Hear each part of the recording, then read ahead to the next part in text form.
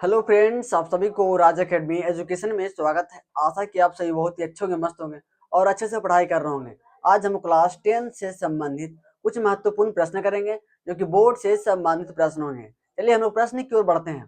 तो हमारा पहला प्रश्न है, समीकरण निकाय 2x प्लस 3y बराबर 19 है और 3x प्लस 4y बराबर 26 को प्रतिस्थापन विधि से हल करें।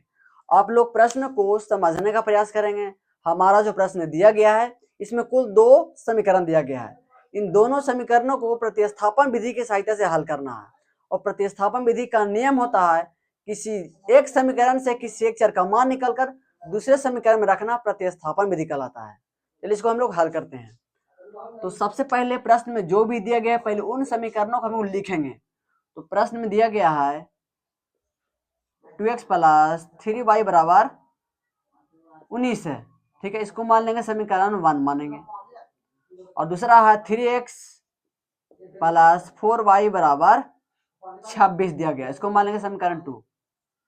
अब हम लोग समीकरण 1 से चलेंगे तो यहाँ पर हो जाएगा समीकरण 1 से, ठीक है।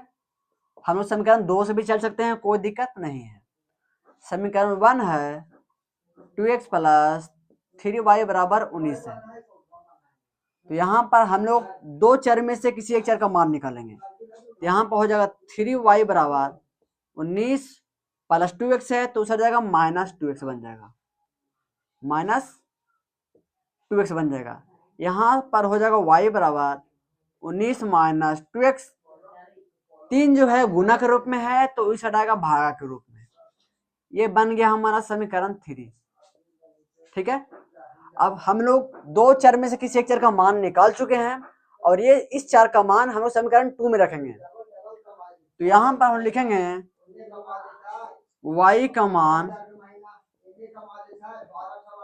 समीकरण 2 में रखने पर, ठीक है। समीकरण 2 है 3x प्लस 4y बराबर 26 है। इस समीकरण हमारा 2 है। यहाँ पर हो जाएगा 3x प्लस 4 इंटू वाई का मान हम लोग निकाले हैं 19 माइनस 2x बटा 3 बराबर 26 हो जाएगा।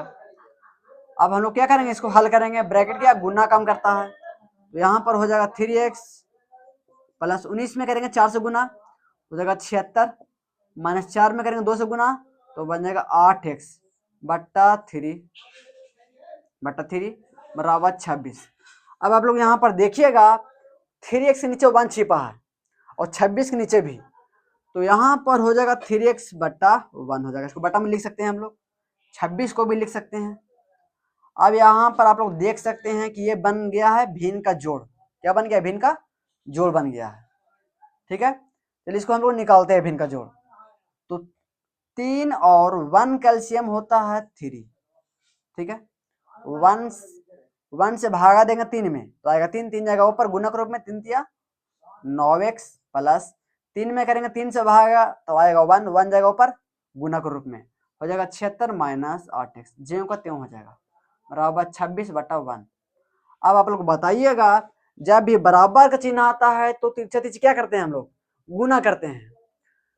तो चलिए हम लोग गुना करते हैं इसको। तो यहां पर हो जाएगा पहले तो 9x में से 8x घटेगा तो बन जाएगा x, ठीक है, क्योंकि ये प्लस में ये माइनस में है।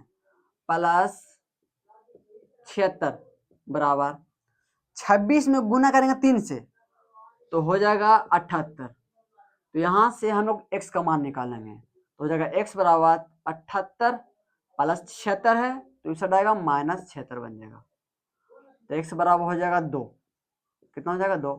78 में से 2 घटाएंगे बन जाएगा 2। अब हम लोग x का मान समीकरण 3 में रखेंगे क्योंकि हम लोग नया समीकरण बनाए थे।